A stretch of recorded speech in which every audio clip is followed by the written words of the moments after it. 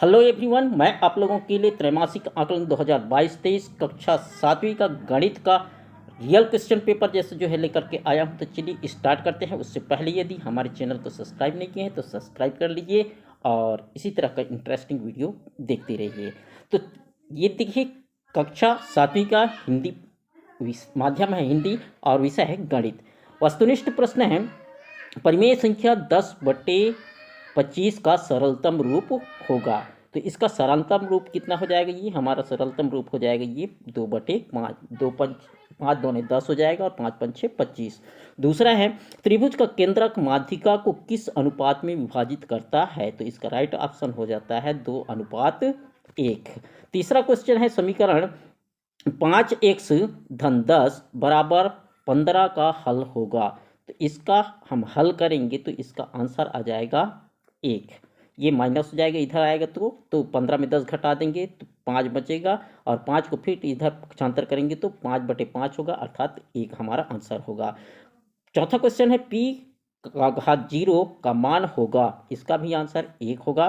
पांचवा प्रश्न, 2a और ab का योगफल होगा। तो इसका योगफल करेंगे तो ये 2 यहाँ पे और ये यहाँ पे 1, तो कितना हो जाएगा? 3ab होगा। छठवां प्रश्न है, दिए गए त्रिभुजों में कौन सी सर्वांग समता से त्रिभुज ए बी सी और त्रिभुज पी क्यू आर सर्वांग सम होंगे। यहाँ पर देखिए, ये भुजा एक भुजा बराबर है, यहाँ भी एक भुजा बराबर है और उसके बीच का कोण 40 और यहाँ भी 40 और ये दूसरे कोण भी भुजा भी बराबर है, अर्थात भुजा दोनों भुजाओं के बीच का कोण क्या है? बराबर है, अर्थात हमारा आंसर होगा भुजा, उसके बाद कोण है, फिर भुजा है, अर्थात भुजा कोण भुजा के आधार पर ये दोनों सर्वांग सम हैं। अगला प्रश्न है, अति लघुत्तरी प्रश्न में से व्यंजक 11p धन q में से 6p ऋण 2q को घटाइए। अब इसका हम आंसर देखते हैं। 11p धन q ऋण 6p ऋण 2q हो जाएगा। तो यहाँ पर कोष्टक को हटाएंगे तो ये ऋण 6p आ जाएगा और यहाँ पे ऋण और ऋण का गुणा धन हो जाएगा, धन 2q हो जाएगा। 11p ऋण 6p धन q धन 2q। अब यहाँ पे देखिए 11p और 6p जो है आपस में घट जाएगा तो कितना बचेगा? 5p बचेगा और ये 2 और 1 3, कितना हो जाएगा? 3q हो जाएगा। 5p और 3q इसका राइट आंसर होगा। अगला प्रश्न देखते हैं, यदि त्रिभुज AOB सर्वांग सम है त्रिभुज XOY तो लिखिए। यहाँ पर AOB कोण AOB बराबर कौन सा कोण हो जाएगा? O बराबर हो जाएगा XOY, ये कोण बराबर हो जाएंगे दोनों। दूसरा XY बराबर AB होगा, ये XY है, XY का बराबर कौन सा हो जाएगा? AB हो जाएगा। कोण OBA ये वाला कोण किसके बराबर होगा? OYX, इस कोण के बराबर होगा, ये इस कोण के बराबर होगा और OA बराबर OX हो जाएगा। OA ये भुजा और इस भुजा जो है आपस में क्या होंगे? बराबर होंगे, ये भुजा और ये भुजा। इस तरह से इसका आंसर होगा। क्वेश्चन नंबर 9वां है, 36 का घात m को अभाज्य गुणनखंडों में तोड़कर घातीय रूप में लिखिए। तो इसको अभाज्य गुणनखंड करते हैं तो 2 × 2 हो जाएगा, गुणित 3 × 3 हो जाएगा, अर्थात 2 का घात 2 और 3 का घात 3 के रूप में लिख सकते हैं। तो इसको 4 × 36, 4 × 9 का घात m लिख सकते हैं, फिर 4 को घात के रूप में लिख सकते हैं 2 घात 2 और 9 को 3 के घात के रूप में लिख सकते हैं 3 का घात 2। तो इस तरह से हो जाएगा हमारा 2 का घात m गुणित 3 का घात 2 उसका घात m, ये इसका आंसर होगा। 10वां नंबर का क्वेश्चन है, परिमेय संख्याओं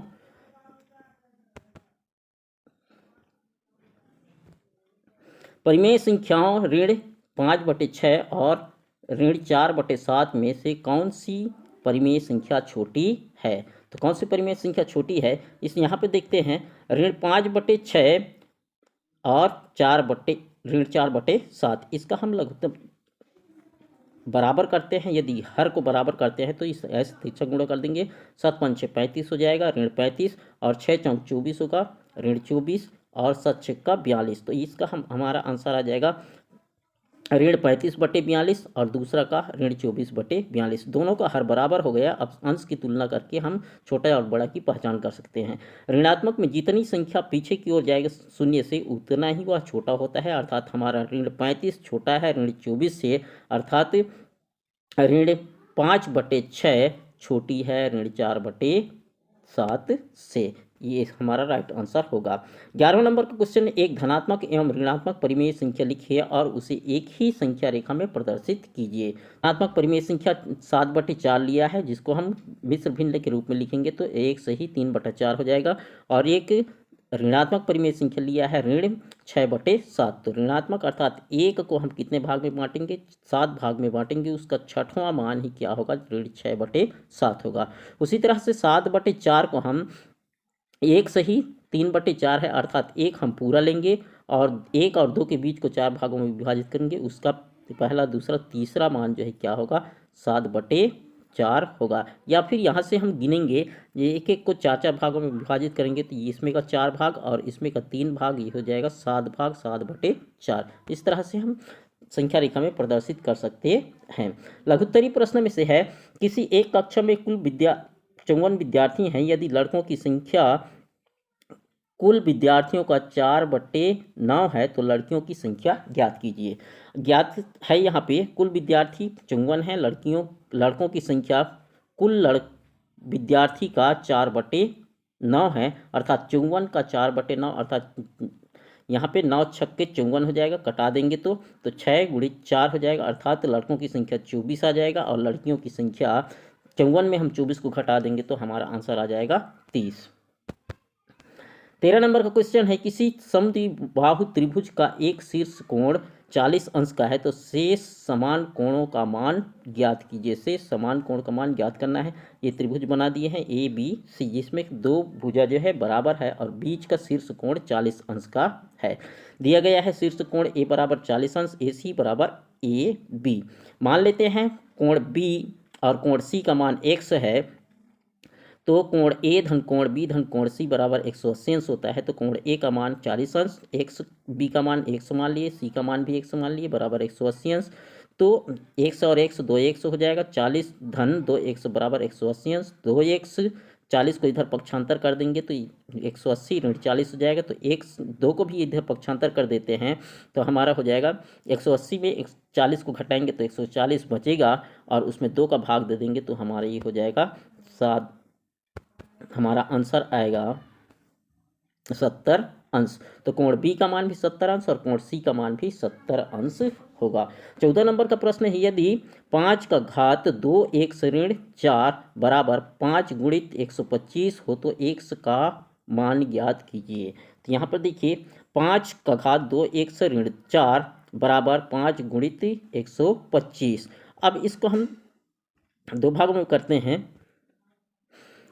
5 का घात 2 x ऋण 4 गुणित 5 गुणित 5 का घात 3, इसको अभाज्य गुणनखंड करेंगे तो ये घात 3 आ जाएगा और यहाँ पर घात 3 और यहाँ पे घात 1, अर्थात कितना हो जाएगा 5 का घात 4 हो जाएगा। अब यहाँ पे देखिए इसको ऐसे भी लिख सकते हैं, 5 का घात 2x गुणित 5 का घात ऋण 4। ऋण 4 क्यों होगा, क्योंकि ये ऋण 4 है घात, इसको अलग अलग लेकिन दोनों का घातांक है।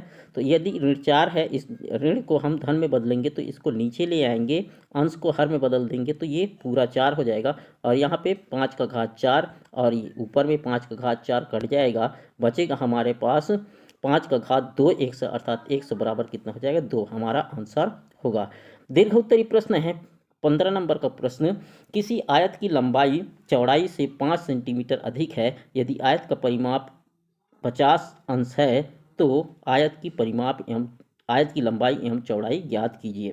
माना कि आयत की लंबाई 1 सेंटीमीटर है तो आयत की लंबाई चौड़ाई से 5 अधिक है, अर्थात 1 धन 5 हो जाएगा और परिमाप दिया है 90 सेंटीमीटर। यहाँ पे 50 नहीं है 90 है।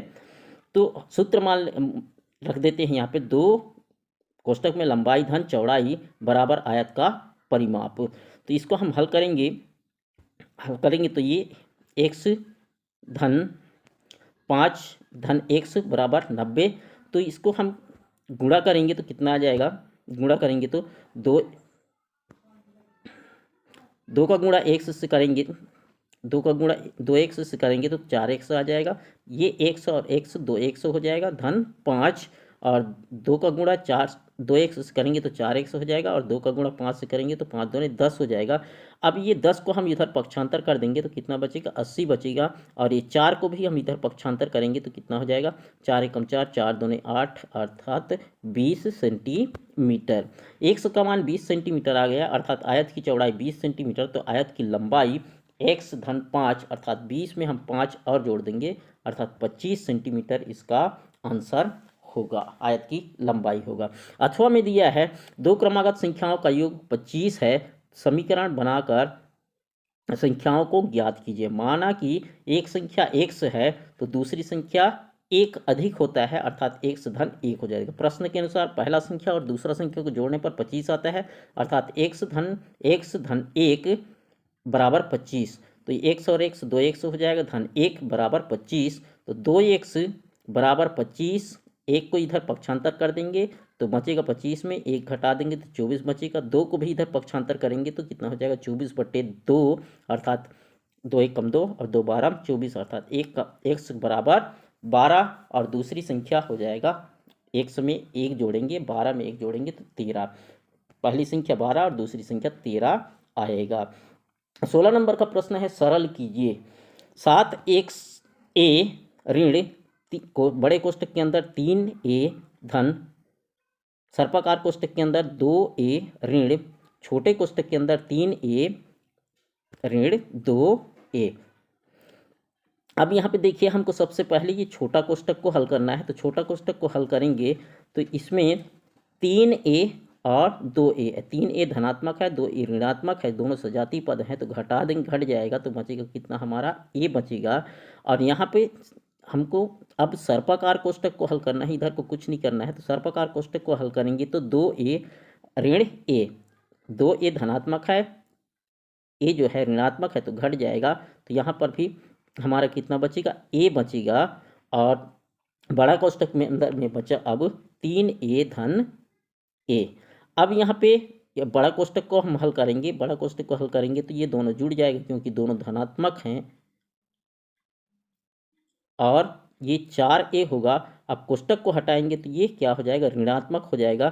तो 7a ऋण 4a, दोनों इसमें धनात्मक है, इसमें ऋणात्मक है, अर्थात घट जाएगा। तो हमारा आंसर आएगा 3a। अथवा में दिया है इसका 5p का घात 2 धन सर्पाकार कोष्टक के अंदर 7p का घात 2 ऋण छोटा कोष्टक के अंदर 2p ऋण 3p का घात 2।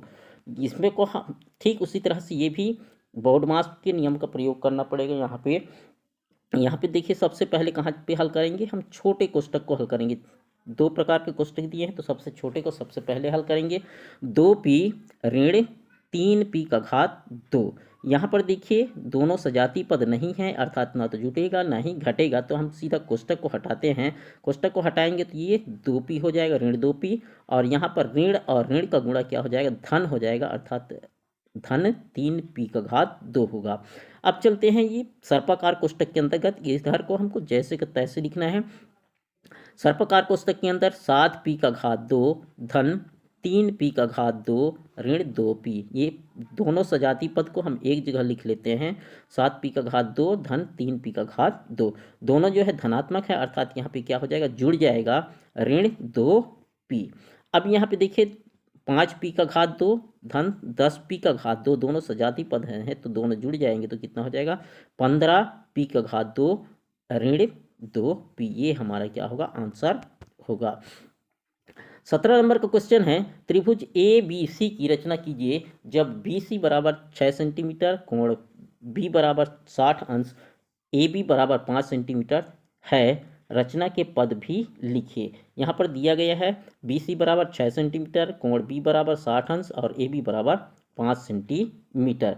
तो यहाँ पर देखिए सबसे पहले रचना करने के लिए क्या करेंगे हम, सबसे पहले 6 सेंटीमीटर का स्केल की सहायता से ये रेखाखंड खींचेंगे। उसके बाद बिंदु बी पर चांद की सहायता से ये 60 अंश का कोण बनाएंगे, दूसरा काम। तीसरा काम क्या करेंगे, प्रकार की सहायता से 5 सेंटीमीटर का ए बी बिंदु ए प्राप्त करने के लिए बी से 5 सेंटीमीटर का चाप लेकर के इस तरह से चाप काटेंगे, और चाप काटने पर जहाँ पर कटान बिंदु मिलता है वही हमारा ए बिंदु है, और ए और सी को इस तरह से मिला देने से स्केल की सहायता से हमारा अभिष्ट चतुर्भुज ए बी सी की रचना होती है। रचना के पद में लिखेंगे, सर्वप्रथम स्केल की सहायता से 6 सेंटीमीटर का बीसी रेखाखंड खींचा। दूसरा, बिंदु बी पर चांद की सहायता से 60 अंश का कोण बनाया। तीसरा, बिंदु बी से 5 सेंटीमीटर का चाप लेकर चाप काटने पर कटान बिंदु ए प्राप्त हुआ। बिंदु ए व सी को मिलाने पर अभिष्ट त्रिभुज ए बी सी की रचना हुई। लास्ट क्वेश्चन है उसी तरह से, त्रिभुज एक्स वाई जेड की रचना कीजिए जब कोण y बराबर 30 अंश और कोण z बराबर 60 अंश है तथा एक वाई जेड बराबर 7 सेंटीमीटर है। रचना के पद भी लिखिए। यहाँ पे एक कोष्टक दिया था, ऊपर में एक कोण का मान दिया गया था, लेकिन यहाँ पे दो कोण का मान दिया गया है। ज्ञात है कोण y बराबर 30 अंश, कोण z बराबर 60 अंश और एक्स वाई जेड बराबर 7 अंश। जेड का मान हम स्केल की सहायता से रेखाखंड खींचेंगे 7 सेंटीमीटर का, और वाई बिंदु वाई पर 30 अंश का कोण बनाएंगे, और बिंदु जेड पर 60 अंश का कोण बनाने से ये जो है रेखा एक दूसरे को काटती है, जहाँ पर भी काटती है वह एक्स बिंदु होगा। इस तरह से हमारा क्या हो बन जाता है, त्रिभुज की रचना हो जाती है। रचना के पद दिया है, सर्वप्रथम 60 सेंटीमीटर का एक वाई जेड रेखाखंड खींचा।